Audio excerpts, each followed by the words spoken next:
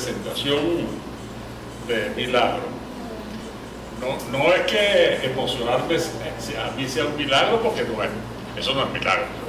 Yo soy emocionable, susceptible de eso. Pero la verdad es que, claro, si me siento muy conmovido, ¿no? Porque yo pensaba que ese libro tenía mi mamá y tú. Mi mamá y yo, que te quede uno a ti y a Francisco, se lo agradezco. No, sí, y porque además me acuerdo muy bien de ese discurso, que fue un día de Barquisimeto. Oye, qué chévere que esté Carlos Julio aquí, porque el que me propuso a mí en la sesión fue Julio Pérez Rojas, su padre.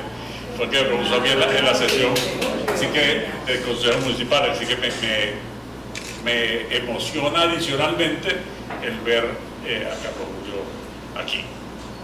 Miren, estamos en campaña, y como estamos en campaña, ¿por qué vine yo aquí a aceptar este compromiso? Yo debería estar en otro lado. Pero acepté por varias razones y se las digo un momentito. La primera, a esa se acaba de referir Milagros, pero yo no puedo dejar de referir. La primera, como un homenaje a Alfredo Ramos.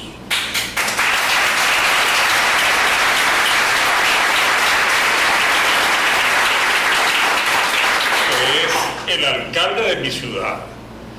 Y yo, como barquisimetano, no me debo expropiar ni mi ciudad ni mi alcalde. En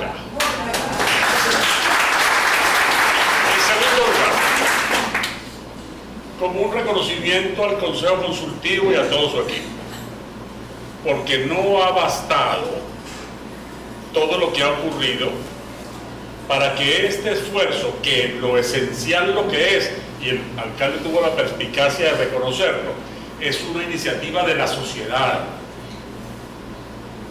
y eso está allí y sigue vivo, y eso es muy importante, que esa esencia no se pierda, que no fue que se convirtió en un decreto del alcalde, que se convirtió en un acto administrativo, sino que la sociedad sabe que es suyo y por eso va a pervivir. Entonces, es verdad, la primera conferencia fue muy glamorosa y todo ese ambiente estupendo, y con todo ese souvenir y esas facilidades de alojamiento, pero esta tiene la virtud adicional, aquella la tuvo, por cierto, porque eso lo hacía menos verdadera, de que tiene en el fondo la sustancia de la verdad, y eso yo creo que es muy importante. En tercer lugar, también se refirió a ello Milagro, pero yo tengo que decirlo porque me gusta decirlo, porque gozo con eso. Cuando, así como me doy bomba cuando Luis Pernamete dice que yo le di a ella clase de oratoria en Inmaculada, que no era solamente una excusa para alguien de la Salle estar metido en Inmaculada. He dicho bien, no era solamente una excusa. Pero bueno, así como me doy bomba con eso, yo me siento como barquisimetano muy orgulloso, muy ufano, me pongo vano cuando hablo de alcalde. ¿Por qué? Porque es una demostración de aquello de lo que somos capaces, de lo que es capaz la capacidad de solidaridad que tenemos, la capacidad de hacer las cosas bien, la capacidad de administrar recursos que no sean muchos y hacerlos rendir, de hacer algo que sea creíble y que aumente con su credibilidad, entonces su prestigio y su fortaleza. Eso es una gran cosa. Y entonces, como es lo mismo, es una iniciativa de la sociedad y es una demostración de que cuando se hacen las cosas bien de lado y lado, eso no quiere decir que no sea que se hace esfuerzo y que no haya que hacer esfuerzo para comprenderlo, pero el Estado y la sociedad civil pueden hacer juntos cosas muy buenas y pueden trabajar en la dirección que justifica la existencia misma de la sociedad, que es la búsqueda del bien común. Para eso es que los seres humanos nos agrupamos, porque solos no podemos, porque tenemos nosotros, los seres humanos, esa doble condición natural intrínseca a nosotros, que es por un lado la sociabilidad, es decir, no podemos vivir sin nosotros, y por otro lado la imperfección, y entonces nos cuesta vivir con nosotros, y tenemos conflictos y tenemos tensión, y cómo lo resolvemos ahí es donde está como el nudo de la cosa. Ese es el sentido para el cual existe, por supuesto, la política, no para crear más problemas, sino para resolver esos problemas, los problemas de la convivencia. Y empato así por esa vía, que es esa vía espléndida, desde Ascardio, con el corazón de esta reunión, de esta conferencia anual del Consejo Consultivo, y con la tarea que me pusieron de decir unas palabras finales para ella. Vamos pues al corazón del asunto. Hace años yo oí, y se lo oí a un hijo adoptivo suyo, que no les digo todavía quién es, porque como es un hombre fuerte, coge para allá la atención y no al asunto del que estamos hablando. Un abogado quiboreño llamado Tomás Liscano solía decir, y digo que insisto en lo de quiboreño, pues por razón de nuestro gentilicio larense, solía decir, recordar, pero que yo me muevo, yo no sigo batería, micrófono en las manos, pero tampoco ahí, entonces pierdo la puntería. Gracias a Rosario. Fíjense ustedes, el doctor Tomás Liscano, para valorar la paz, usaba como ejemplo a una señora que había en Pozo Salado. Pozo Salado es un caserío en la actual parroquia Camacaro, más o menos cerca de Río Tocuyo, en Torres, ¿no? En Pozo Salado había una señora que se llamaba Paz, y era una señora fea, vieja, amargada, desdentada, y decía don Tomás, pero paz aunque sea como la de Pozo Salado. ¿Y eso por qué? Porque la paz fue a lo largo del siglo XIX un anhelo de los venezolanos, un anhelo que parecía inalcanzable, y a los venezolanos de comienzos del siglo XX la aspiración de la paz, de dejar atrás el país de las guerras, de la violencia, de las convulsiones, de las revoluciones, era como una gran necesidad. Inclusive uno de los gobiernos de comienzos del siglo, el gobierno del general Gómez, que consumió 27 años, justamente se ufanaba de haber traído la paz, lo cual era solo un mérito relativamente cierto, porque lo cierto es que después los venezolanos seguimos portándonos bien después de Puerto Gómez. Es decir, se acabó la dictadura y los venezolanos seguimos siendo pacíficos. Nos convertimos en un pueblo pacífico. Y por eso ¿cómo se llama? El valor que le damos, y además por eso es tan difícil en momentos de muchísima tensión. A veces hay gente que dice, pero esta gente, ¿cómo es posible que no se enfurezca? ¿Cuándo es que la gente va a reaccionar? ¿Cuándo es que la gente va a pelear y va a acabar con esto? Y se olvidan que es que los venezolanos aprendimos a valorar la paz de la única manera que se puede aprender a valorar la paz, de un modo muy firme, que es viviendo la experiencia de la violencia de una manera continuada y aparentemente irremediable. Y entonces, oye, la valoramos mucho.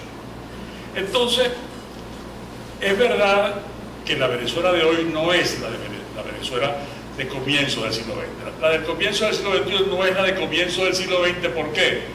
Porque como tuvimos paz durante todo el siglo XX, claro, con sus problemas, porque nunca es una paz perfecta, eso no es así, pero predominó la paz. Inclusive es Venezuela un país muy raro, que es probablemente de los pocos, por no decir el único país del mundo,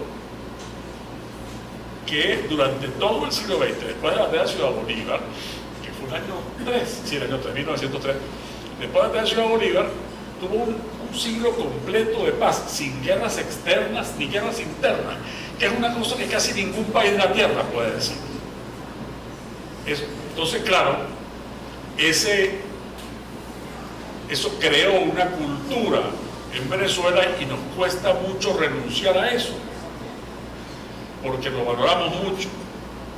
Y me parecía que siendo esta conferencia alrededor del tema de la paz en modo ciudadano, me parecía que era bueno recordar eso que era un concepto, pero ha sido una vivencia de un venezolano nacido en el siglo XIX y que vivía en comienzo del siglo XX, además de un quiboreño del Puerto Maricano, que es, como probablemente algunos de ustedes saben, el padre adoptivo de Rafael Caldera, que fue quien yo le oí ese cuento, esa referencia. Y se lo oí cuando estaba explicándonos a un grupo de jóvenes, es el año 70, 71, yo estaba en la universidad todavía, la política de pacificación, ¿sí? ¿Por qué era necesaria aquella política para la reconciliación entre los venezolanos, entre los que habían tomado el camino de las armas para proponer un cambio y el resto de los venezolanos? Ustedes habrán oído, seguramente, no sé si el origen es musical o el origen es simplemente poético, de poesía, Palo Seco. No sé, ay, qué bueno. Hablando de Palo Seco, que por todo planificado. La gerencia de Milagros, ¿sabes? ¿Cómo te lo agradezco?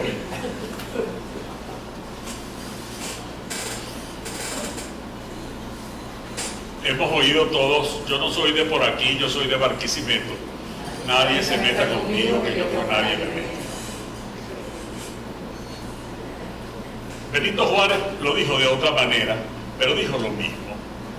Porque el respeto al derecho ajeno es la paz, lo que es eso. ¿Por qué? No, hay gente que piensa, bueno, eso es una cosa de indiferencia. Nadie se meta conmigo, que yo con nadie me meto. Pero si ustedes le intercalan, por ejemplo, mientras nadie se meta conmigo, yo con nadie me meto, entonces tiene otra connotación.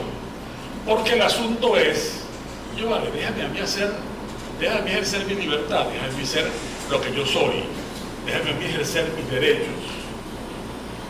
Porque mis derechos son los derechos que son ajenos a ti, como los tuyos son los que son ajenos a mí. Y el respeto al derecho ajeno es la paz, que diría Benito Juárez, que por cierto en la delegación que lleva su nombre en la gigantesca Ciudad de México acaban de ocurrir la mayor cantidad de desastres, de derrumbes, de edificaciones, y hemos sentido todos tan de cerca ese sufrimiento, no solo por cierto por la globalización, y porque podemos ver en los sistemas de cable, la televisión, las verdades y también las mentiras, como la niñita esta. Qué horror, que todos nos conmovimos esperando que aquella niña llamada Frida Sofía fuera rescatada y resulta que era mentira la cosa grande, una cosa terrible. Pero todo eso lo vivimos tan de cerca. Pero además también lo vivimos esta vez mucho más cerca, porque nos quedó tan cerca México como probablemente me quedaba la generación de mis padres por las rancheras o por las películas mexicanas, porque ahora resulta que hay venezolanos regados por todas partes y todos tenemos la angustia de cómo está fulanita, cómo está fulanito, cómo está el hijo yo no sé quién. A mí mucha gente, yo tengo una hija allá y un yerno, y la perra de ambos, que se llama Guara porque es una labradora que se compraron aquí. Pero claro, a mí mucha gente me llamaba, pero también uno conoce a gente que tiene familia allá, porque en esta cosa de que el mapa de Venezuela se nos ha vuelto redondo, planetario, hay venezolanos en todos los lugares, entonces eso tiene para todos nosotros una angustia especial. Pero ese señor, ese mexicano que es conocido, entre otras cosas, por ese concepto, esa idea, nos dijo algo que tiene también mucho que ver con la noción ciudadana de paz, que es con el derecho, con el respeto al derecho de todos, porque al fin y al cabo, como hay esa alteridad, el derecho ajeno, el mío es ajeno del tuyo, los de todos son derechos ajenos para todos, pero al final son propios también para todos, para cada uno. Así que estamos hablando de los derechos de todos nosotros. Y esa es de verdad una noción que tiene una dimensión que es política. ¿Por qué? Política, no me van a dar un premio Nobel de la originalidad porque lo diga con P mayúscula, porque se refiere al sentido, a la función, a la razón de ser de la política. Porque se reconocen los derechos y se organiza la sociedad para que esos derechos puedan reconocerse y desarrollarse, porque ese es el único modo posible de convivir. Porque convivir no es coexistir, no es vivir al mismo tiempo que otros. Convivir es vivir junto con otros. Y cuando vives junto con otro te interrelacionas necesariamente y sus derechos y los tuyos están conectados, sus deberes y los tuyos están conectados y tus derechos están conectados con los deberes de él y tus deberes están conectados con los derechos de ellos. Y entonces esa interrelación es la esencia de la vida en sociedad y por lo tanto tiene pues una dimensión política que es indispensable para una noción que es social pero que es elementalmente política, que es la de ciudadano. ¿Por qué? Porque claro, primero fuimos gente, es verdad, y nos hicimos ciudadanos en virtud de la política, de la organización política de la sociedad, porque somos ciudadanos como parte del Estado, como uno de los elementos constitutivos del Estado. Antier no más, cuando estaba organizando estas notas, leí una declaración, creo que fue en El Estímulo, uno de los periódicos digitales, de José Virtuoso, Pepe Virtuoso, el rector de la UCAN. Dice, no puede hablarse de paz cuando no hay salud, educación y alimentación. Lo podríamos decir en sentido positivo. Puede hablarse de paz cuando hay salud, hay educación y hay alimentación. De eso alrededor de eso nos estuvo rondando la intervención de Luisa, bueno, y han estado rondando todas las intervenciones de este encuentro. Porque en punto a los derechos, no solo estamos hablando de los derechos civiles o de los derechos políticos, sino que estamos hablando de esos otros derechos que tienen que ver con la vida que no puede ser solo supervivencia, pero que son indispensables para la vida. A mí me angustia mucho. Hace poco estuvo en mi oficina un amigo entrañable, Marino José González, que es quien está por la Universidad Simón Bolívar en el proyecto ENCOBI. Y me estaba dando los datos más frescos, pensando que como motivo de la presentación de ENCOBI en el comienzo del año que viene, como estamos pensando el año que viene en la celebración del centenario de Arístides Calvani, y es el fundador de la Escuela de Ciencias Sociales de la Universidad Católica, la contribución de la Católica a la celebración del centenario sea un estudio sobre la pobreza en Venezuela, con todos estos datos que están dando. Entonces me estaba apuntando Marino, que si no empeoraran los datos del año pasado, si no empeoraran, todos sabemos que han empeorado, estaríamos en una situación en la cual 500.000 más de niños, 500.000 más, ayer Susana Rafael habló de eso también, estaría en una situación, ellos venezolanos, no digo de Bosnia y Herzegovina, ni de Biafra, no, venezolanos, de esta misma república de nosotros, estaría en una situación de haber recibido por razones de desnutrición un daño tal que se haría ya en algunos aspectos irreversible y que marcaría una desigualdad que no podrían superar, porque tendrían muchísimas más dificultades de superar. Eso no es un dato que uno pueda recibir impunemente, no es un dato que uno puede recibir y después a otra cosa. Eso. ¿Por qué? Porque la idea que está unida al proyecto republicano, a la idea de hacer una república, que es una tarea siempre en construcción, que es como la paz y que es como todas las cosas, que nunca llega a una posición perfecta, porque como obra humana lo que son siempre es perfectibles. Uno se va acercando al ideal, pero en la medida que se acerca al ideal, pues al ideal se le incorporan nuevas aspiraciones. Hablaba cuando él habló de la cuestión de la mujer.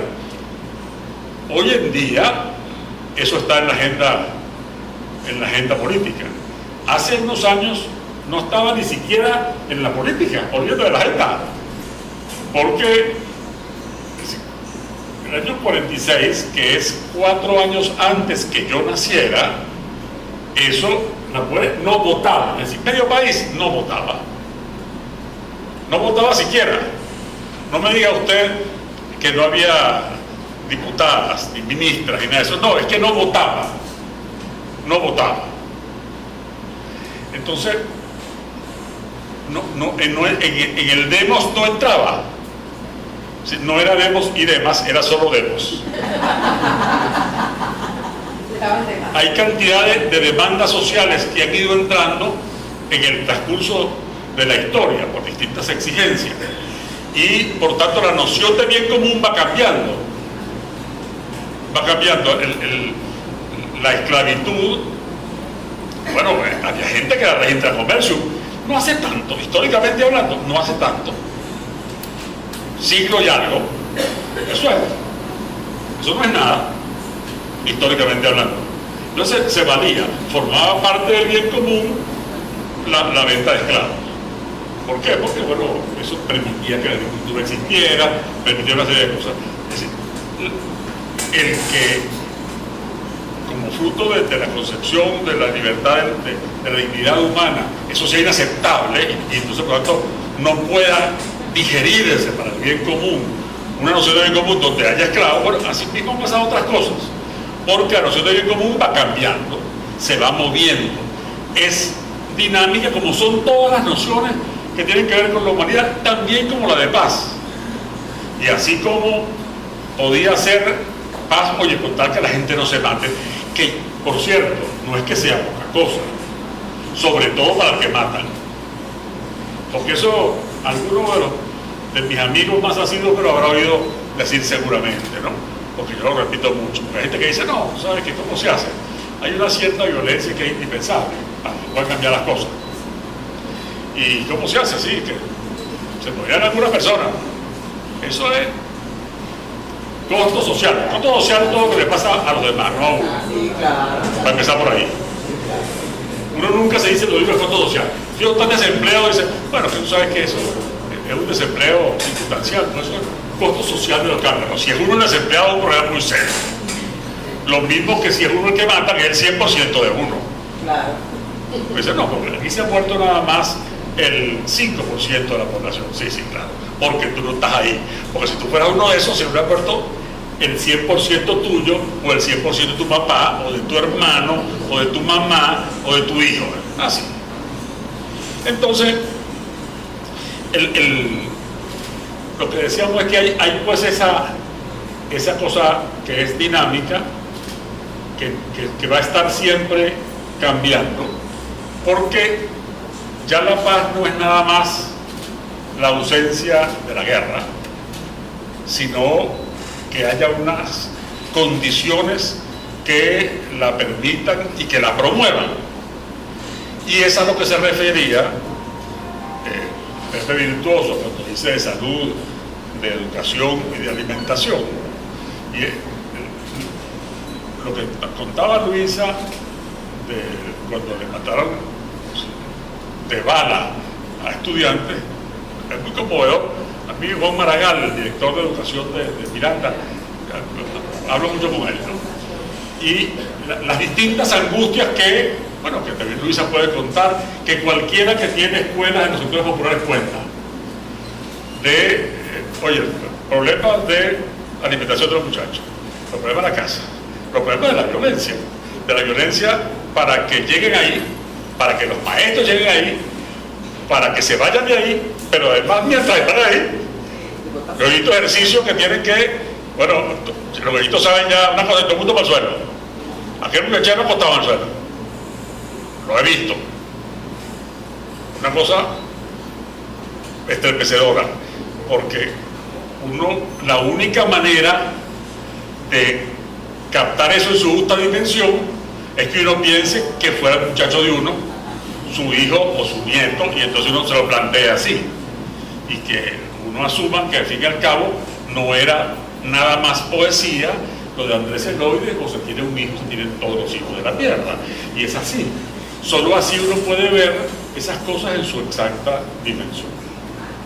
Bueno, con esas tres cosas prestadas, la de don Tomás, la de don Benito y la copla sobre Barquisimeto y la de Virtuoso, quiero ir sacando el teatro de aterrizaje en dos asuntos para no prolongar demasiado esta clausura. Hace poco llegó a mis manos un libro que es de 2015, que es publicado por la Universidad Católica Andrés Bello, sobre la sociología venezolana presente. Y vi allí un trabajo que me pareció particularmente pertinente comentárselo, seguramente varios de los especialistas aquí ya lo conocen, un trabajo de Yorelisa Costa, que es una investigadora de la Católica y la Central, sobre lo que llaman el mapa emocional de Venezuela, que es un componente muy importante también de la paz, porque además nos ayuda a encontrar claves para lo que queremos buscar y lo que el Consejo Consultivo tiene la obligación de buscar, que es, hacia dónde deben orientarse las políticas públicas para lograr avances en ese sentido. Avances que sean significativos, críticos, que toquen en los puntos medulares. De acuerdo con, el estudio de lo que llaman la sociología de la emoción, de Kemp, pero otros que lo matizan y dicen, no es sociología de la emoción, sino sociología con emoción, es decir, que incluya la emoción en el análisis, como Schaefer y otros más. Esta profesora y un grupo de investigadores, donde por cierto hay gente de aquí, de nuestra región, hicieron ese análisis para relacionar la salud personal con la salud social. Y levantaron una encuesta, les daré algunos datos de ella, pero sobre todo los datos larenses. Son de 2015. Es verdad que uno siente que pasan muchas cosas, de 2015 a hoy, pero tampoco pasan tantas. A veces pasan más de las mismas. Porque un aguacero sigue siendo un aguacero. Si tiene mucho rato lloviendo se convierte en otro problema, pero al fin y al cabo eso es lo que es.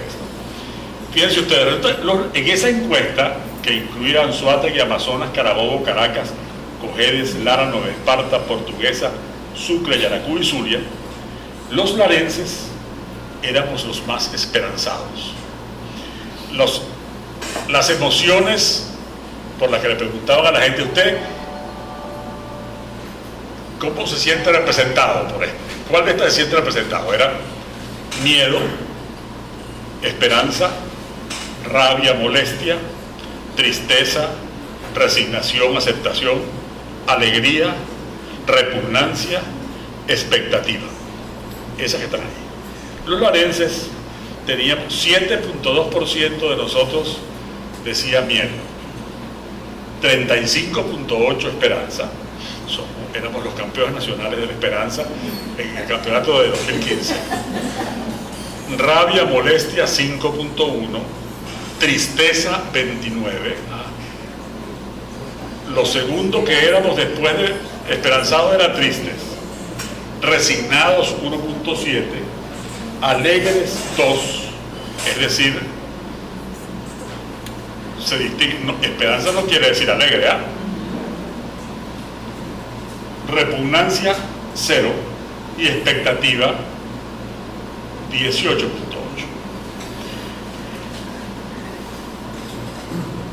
Provoca leer todo de todos los sitios, pero les pongo nada más. Por ejemplo, resulta que los campeones de rabia molestia eran los de Anzoátegui con 35.7. esos eran los tipos más bravos del país. Como si hubiera sido Sucre, dirían que tenían una tibiera, pero en Anzoátegui todavía no se dice así, porque estar tibio en Sucre es lo que decimos aquí, está la recho. Pero en Sucre dicen, tengo una tibiera. Tibio aquí significaría más o menos, pero en cambio ya no, porque claro, son orientales. Ahora, no es suficientemente oriental a Anzoátegui como para que digan tibiera. Entonces, 35,7. Fíjense ustedes, en Amazonas todos los números son números intermedios salvo expectativa. Ellos son los campeones nacionales de expectativa. 20% su actitud es de expectativa. Debamos a ver, no se puede mostrar ahorita, pero debamos a ver. En Carabobo serían los campeones nacionales de la tristeza, 37,2. Un estado muy urbano, industrial, de tradición industrial de varias décadas, de los 50, un estado pues, que además tiene riqueza no solo industrial, sino también comercial, agrícola, pecuaria. Digamos, su historia es así, 37,2. En Caracas son los subcampeones de la esperanza, y es el número más alto que tienen, 21,5. Es decir, no somos más esperanzados que los caraqueños, pero los caraqueños no somos los más esperanzados del país, junto con los sucrenses y los yaracuyanos, que tienen 29,2 los sucrenses y 21,6 los yaracuyanos. Fíjense ustedes, les va a llamar la atención, a mí me llamó mucho. De todos, en el caso del Zulia, ¿cuál creen ustedes que era el sentimiento predominante en el Zulia? ¿Cuál se les ocurre? Miedo, esperanza, rabia, tristeza, resignación, alegría, repugnancia, expectativa. Tristeza. Pero además, la tristeza de los zulianos es mucho mayor que la esperanza de los larenses o inclusive la tristeza de los carabobeños. Es 39,6, casi 40%. Tristeza. Ahora, cuando eso mismo ya no son, aquí no dan totales regionales, sino nacionales. Resulta que, ¿cómo está la correlación entre la clase media y las clases populares? En esos mismos sentimientos. Hay más miedo en la clase media y en las clases populares, pero no es mucho más miedo. Es decir, el número de respuestas de miedo fueron 80 y tantas, aquí estamos hablando de un número relativo, sino absoluto, mientras que en las clases populares era 60 y pico. Es decir, no es que las clases populares no tengan miedo, tenían menos miedo que la clase media, pero no mucho menos.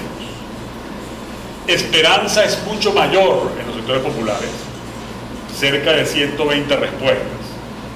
En la clase media la esperanza es casi la mitad de eso, es 60 y algo.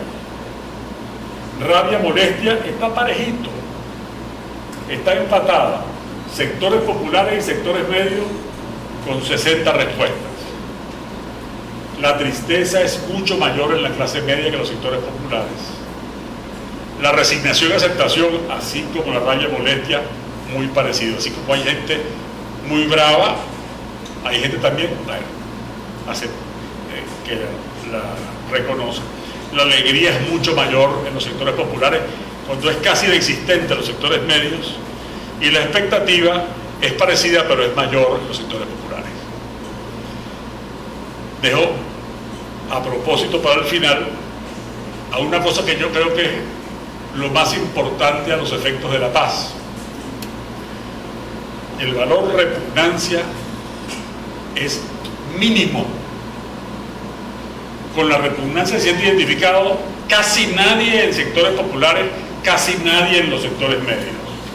Cuando uno lo ve en términos regionales, repugnancia tuvo 1.1 en Anzoátegui, 0 en Amazonas, 3.9 en Carabobo, 0.3 en Caracas, 8 en Cojedes, 0 en Lara, 0 en Nueva Esparta, 0 en Portuguesa, 0 en Sucre, 0 en Yaracuy, 7 en el Zulia. Es decir, ese sentimiento, esa emoción es francamente minoritaria, casi minúscula entre los venezolanos. Y eso es un asunto muy importante. Porque es de todas las que más se emparenta con el odio, la que más se emparenta con el rechazo radical, la que más se emparenta con la intolerancia. ¿Qué es lo que es radicalmente opuesto a la tolerancia? Porque cuando a veces uno escucha por ahí que se usa la expresión radical o la noción de radicalismo como una cosa extremadamente opuesta, yo digo, un momentico, tengamos cuidado, porque lo que es radicalmente distinto a la intolerancia es la tolerancia. No es una intolerancia de otro signo. Lo que es radicalmente opuesto a la imposición es el respeto, no es otra imposición. Lo que el país necesita y lo que el país quiere no es un partido de vuelta, no es una revancha, que ahora vengamos para que sepan cómo es la cosa, ya no nos vamos a volver a agarrar otra vez. Y ahora es que van a saber lo que es bueno. Porque lo que aquí ha fracasado en este tiempo es la imposición, es la intolerancia, es la exclusión de los otros, es suponer que Venezuela somos nosotros y los otros no lo son, o son unos apátridas, unos piratas, unos intrusos, unos indolentes, o al último caso una especie de saco de gimnasio de boxeo al cual que está ahí para que acepte pacíficamente que le peguen constantemente. Entonces me pareció que todas estas cosas era buena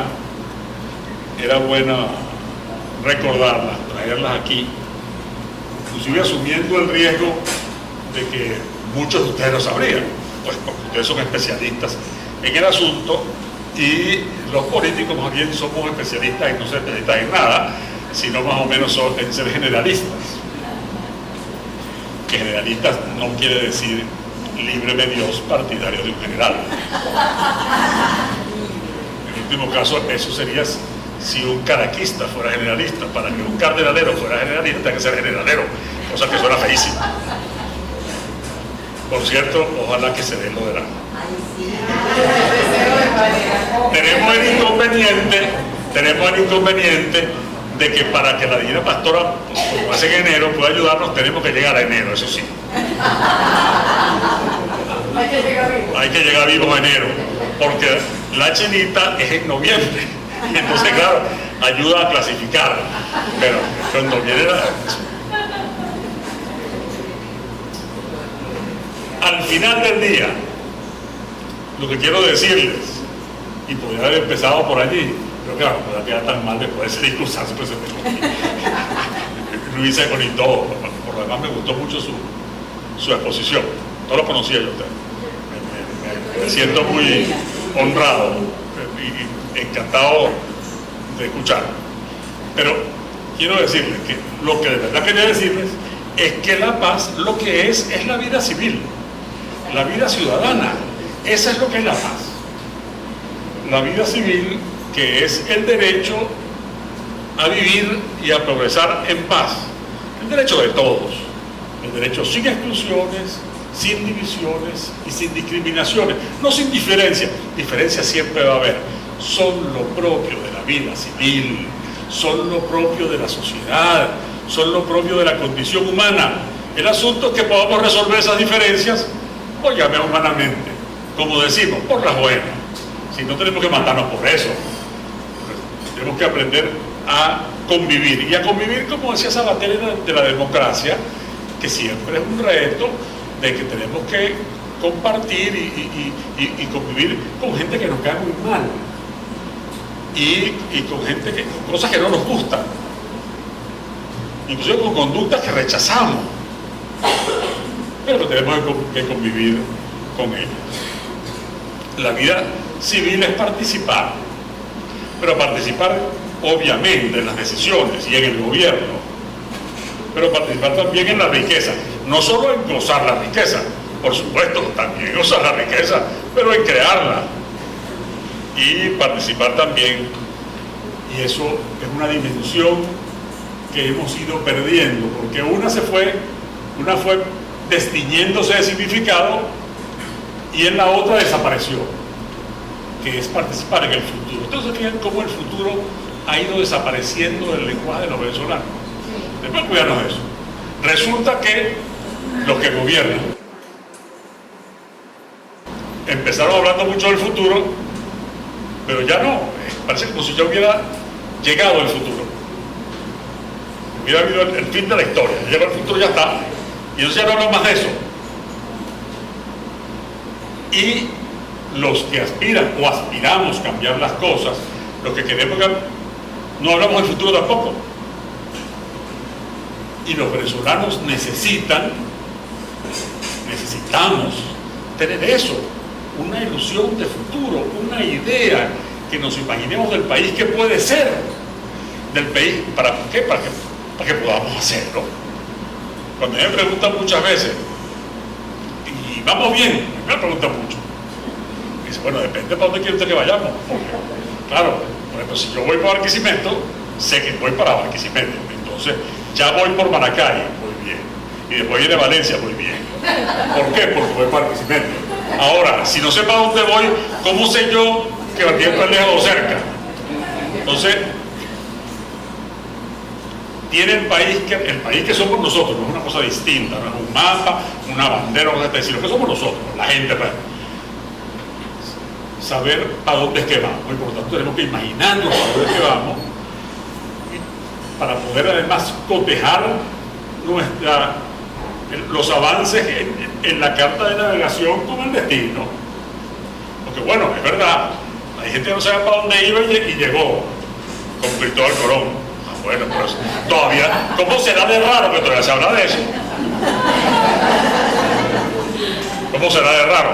Porque hay un filósofo de lo obvio, que es del mundo de la pelota, que llamado Yogi Berra, decía, mire, entre muchas cosas que decía, muchas cosas estupendas, todo filósofo era filósofo de lo obvio, así como un taxista de Madrid, que son filósofos sobre lo obvio constantemente. Bueno, entonces el Berra decía, si usted no sabe para dónde va, mejor es que lo averigüe, porque puede llegar. Conviene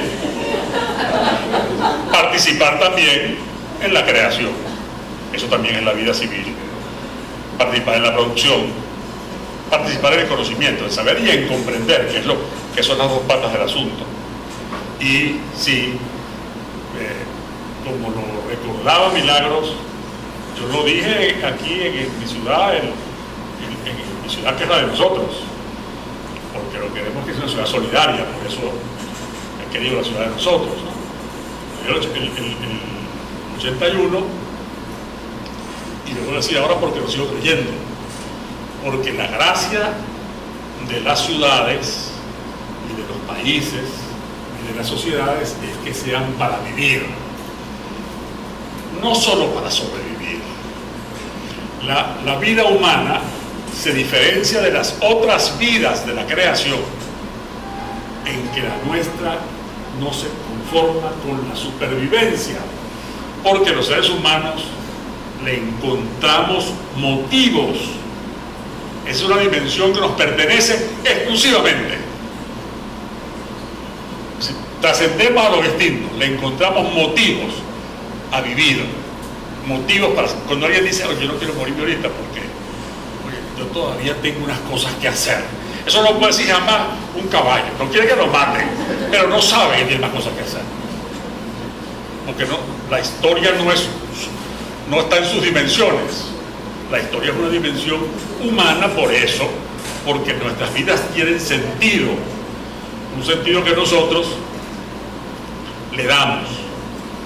Y eso es de lo que se trata la vida en común, porque vuelta al principio para llegar al final, por la razón por la cual vivimos con otros es para poder vivir, porque no podemos vivir sin convivir, porque no sabemos hacerlo. Es mucho más difícil, pero es imposible no hacerlo. Y como tú veo mi artículo de mañana en el periódico, en Impulso, el periódico, pues fue el único periódico del mundo, el Impulso. Así como yo siempre pienso en el colegio de La Salle, el Liceo Balizarte y la Universidad de la Central. En la Central sigue trabajo, yo trabajo en la Católica y en la Metropolitana.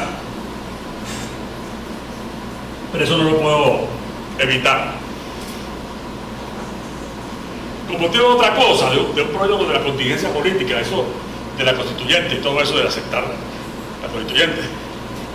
Mi artículo de mañana, yo empiezo con una cosa que también vale para esto, porque la vida en común es la única vida posible, porque la otra vida no es lo mismo, porque no es vida humana, porque la sociabilidad forma parte de la vida. Entonces la vida sin sociedad, la vida sin comunidad, la vida sin ciudad, la vida sin país, me provoca hay un concepto que algunos lo atribuyen a Talleyrand, estadista francés que era de corcho, que siempre sobrevivía. Cambiaban cosas terribles en Francia y él seguía. Y por mi país. Pero a mi país sería a mi porque él es francés. Pero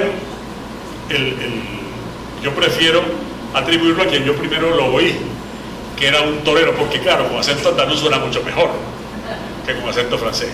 Guerrita tenía una manera que es como una especie de retranca para referirse a lo que no podía ser. O sea, lo que no puede ser y además es imposible.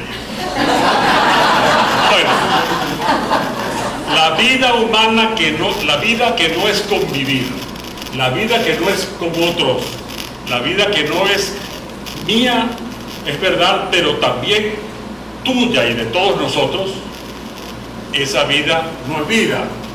Eso es como lo que no puede ser y además es imposible. Muchas gracias.